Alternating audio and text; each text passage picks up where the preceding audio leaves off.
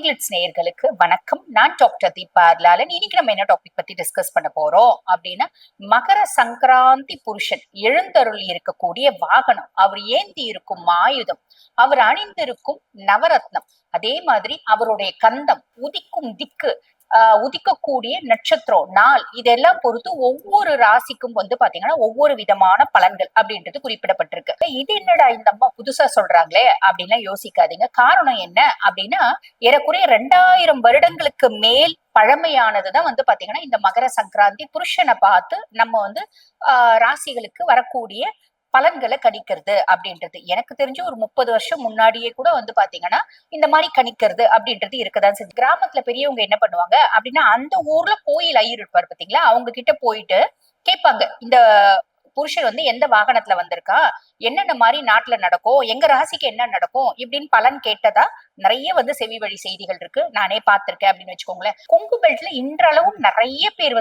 பாத்தீங்கன்னா இந்த மகர சங்கராந்தி புருஷனை வச்சுதான் நிறைய விஷயங்கள் அவங்க வாழ்க்கையில செய்யணும், முடிவெடுக்கணும், பல முக்கியமான விஷயங்களை முடிவெடுக்கிறாங்க அப்படின்றதும் ஞாபகம் வச்சுக்கோங்க. சில வருடங்களுக்கு முன்னாடி எல்லாம் பாருங்க, பச்சை கலர் புடவை கட்டணும், இந்த நாள் அன்னைக்கு 2 விளக்கு ஏத்தி வைக்கணும், தலைச்சம் பிள்ளைக்கு ஆகாது, இந்த பரிகாரம் செய்யணும், இப்படி நிறைய விஷயங்கள் பரிகாரமா பிரசித்தி பெற்றுச்சு பாத்தீங்களா. அதெல்லாம் எதை பேஸ் பண்ணி இருந்துச்சு அப்படின்னா, இந்த மகர சங்கராந்தி புருஷனை பேஸ் பண்ணி தான் இருந்துச்சு. ஆக இந்த மகர சங்கராந்தி புருஷன் எழுந்தருள் இருக்கும் விதம் உங்களுக்கு என்னென்ன மாதிரி பலன்கள் வரப்போது உங்க ராசிக்கு சட்டன் பார்த்துடலாம் வாங்க. மேஷ ராசி அன்பர்கள், உங்களுக்கு மகர சங்கராந்தி புருஷன் சொல்லக்கூடிய பலன்கள் என்ன அப்படின்னா, உழைப்பால் உயர்வு. எந்த அளவுக்கு உழைக்கிறீங்களோ அந்த அளவுக்கு உயர்வு அப்படின்றது கண்டிப்பா வரும். அதே மாதிரி பாருங்க, வேலை செய்யற இடத்துல நம்ம வேலை பளு அப்படின்றது அதிகரிக்கும். வேலை பளு அதிகரிக்குதே அப்படின்னு வருத்தப்பட வேண்டாம். அத்துணையும் பாத்தீங்கன்னா நமக்கு ஒரு பெருத்த அனுபவமா இருக்கும். பிற்காலத்துல நம்ம பெரிய லெவல்ல பாத்தீங்கன்னா சாதிக்கிறதுக்கு அப்படின்றது ஞாபகம் வச்சுக்கோங்க. ரொம்ப பொறுமையா நிதானமா எல்லா விஷயமும் செய்யுங்க. பொறுமை அவசியம். பொறுமை எந்தெந்த இடத்துல அவசியம், குடும்பத்திலயும் அவசியம், நம்ம சமுதாயத்திலயும் பொறுமையா இருக்கணும் அப்படின்றது அவசியம். சில பல பிரச்சனைகள், இடையூறுகள் வரலாம். அதே மாதிரி பாத்தீங்கன்னா குடும்பத்திலயும் பொறுமை, சகிப்புத்தன்மை அப்படின்றது அவசியம். ஞாபகம் வச்சுக்கோங்க. ஆரோக்கியத்துல கவனம் அப்படின்றது வேணும். ஆரோக்கியத்துல ஏற்கனவே எனக்கு ஆரோக்கிய குறைபாடு இருக்குமா அப்படின்னா, அந்த ஆரோக்கிய குறைபாடுக்கு ப்ராப்பரான ஒரு வைத்தியம், மருத்துவ முறைகள் அப்படின்றத எடுத்துக்கோங்க. உணவு முறை பழக்க வழக்கங்களை மாற்றிக்கோங்க. அதே மாதிரி பாத்தீங்கன்னா இது வரைக்கும் எந்த ஆரோக்கிய குறைபாடும் இல்லை அப்படின்னாலும் ஆரோக்கியத்துல கொஞ்சம் கவனம் அப்படின்றத வச்சுக்கோங்க. நிறைய பேருக்கு எலும்பு சார்ந்த பிரச்சனைகள் வர்றதுக்கு வழி இருக்கு, ஞாபகம் வச்சுக்கோங்க. அதே மாதிரி செய்யக்கூடிய தொழில்ல ஓரளவுக்கு நீங்க பாத்தீங்கன்னா கடின உழைப்பு அப்படின்றத முதலீடா போடுறீங்க அப்படின்னா பெருத்த லாபம் அப்படின்றது வரும். உங்களுக்கும் உங்க குழந்தைகளுக்கும் பாத்தீங்கன்னா ஒரு அந்யோன்யம் இல்லாத சூழ்நிலை அப்படின்றது வர்றதுக்கு வாய்ப்பு உண்டுமா, இதுல கொஞ்சம் கவனம் வச்சுக்கோங்க. நட்பு வட்டாரத்துக்குள்ள நீங்க பாத்தீங்கன்னா நிறைய உங்களோட சீக்ரசிஸ், அதாவது உங்களோட ரகசியங்களை பகிராதீங்க.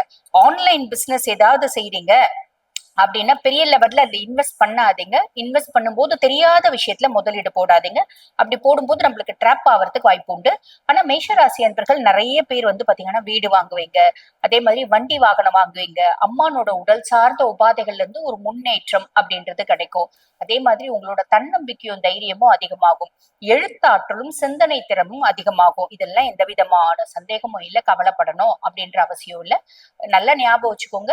எதுல கவனம் அப்படின்னா ஆரோக்கியத்துல கவனம். நட்பு வட்டாரங்களை நம்பி பெரிய லெவல் முதலீடு அப்படின்றது வேண்டாம். தெரியாத ஒரு ஆன்லைன் பிசினஸ்ல முதலீடு அப்படின்னு பண்றீங்க அப்படின்னா நம்ம கொஞ்சம் ட்ராப் ஆகிறதுக்கு வாய்ப்பு உண்டு. புரியுதுங்களா? யாருக்கும் நம்ம செய்யக்கூடிய விஷயங்கள், நான் கடன் வாங்குறேங்க, எனக்கு கொஞ்சம் ஹெல்ப் பண்ணுங்க, ஒரு கேரண்டர் கையெழுத்து போடுங்க அப்படின்லாம்னா அது நம்ம பெருசா போடணும் அப்படின்ற அவசியம் இல்லை, வேண்டவோ வேண்டாம். அம்மாவோட ஒரு நல்ல உறவு முறை அப்படின்றது வச்சுக்கோங்க. சரிங்களா? அதே மாதிரி பாருங்க, நீங்க கடினமான உழைப்பு, நான் முதல்ல சொன்ன மாதிரி அதை முதலீடா போடுறீங்க அப்படின்னா முன்னேற்றம் உறுதி, மறந்துட வேண்டாம். ஆக இந்த வருஷம் ஃபுல்லும் நம்ம நல்லா இருக்கணும் அப்படின்னா ஏதாவது பரிகாரம் இருக்கா அப்படின்னு கேட்டா இருக்கு.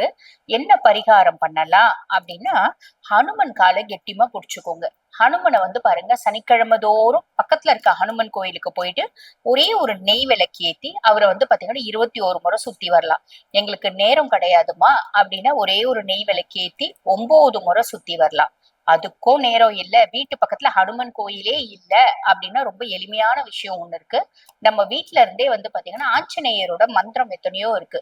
அந்த மந்திரத்துல எதுனாலும் நீங்க பாராயணம் பண்ணலாம். முடியும் அப்படின்னா ஹனுமன் சாலிசா தினம்தோறும் பாராயணம் பண்ணிட்டு நீங்க பாட்டுன்னு உங்க வேலையை செய்றீங்க அப்படின்னா இந்த வருடம் உங்களுக்கு நல்லது நடக்கும், நல்லது மட்டுமே நடக்கும். வாழ்த்துக்கள்.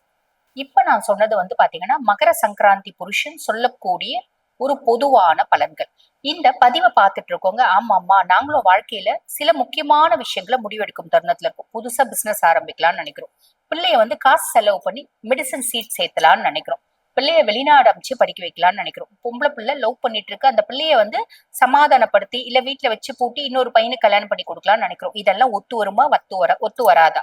வீடு புதுசா வாங்கலாம்னு நினைக்கிறோம், வாங்கலாமா வாங்கக்கூடாதா? இந்த மாதிரி இந்த காலகட்டத்துல இந்த விஷயங்கள் செய்யலாமா வேண்டாமா? இந்த மாதிரி பல கேள்விகளுக்கு பாத்தீங்கன்னா உங்களோட சுய ஜாதகம் பதிலாவும் இருக்கும், முழு தீர்வாவும் இருக்கும் அப்படின்னு சொல்லலாம். ஆக உங்க சுய ஜாதகத்தை பார்த்துக்க விருப்பம் இருக்கு அப்படின்னா நான் பேசிட்டு இருக்கும் போது எங்களோட வாட்ஸ்அப் நம்பர் கொடுத்திருப்போம். அந்த வாட்ஸ்அப் நம்பருக்கு கால் பண்ணி அப்பாயின்மெண்ட் ஃபிக்ஸ் பண்ணி என்கிட்ட பேசிக்கலாம். தேங்க்யூ.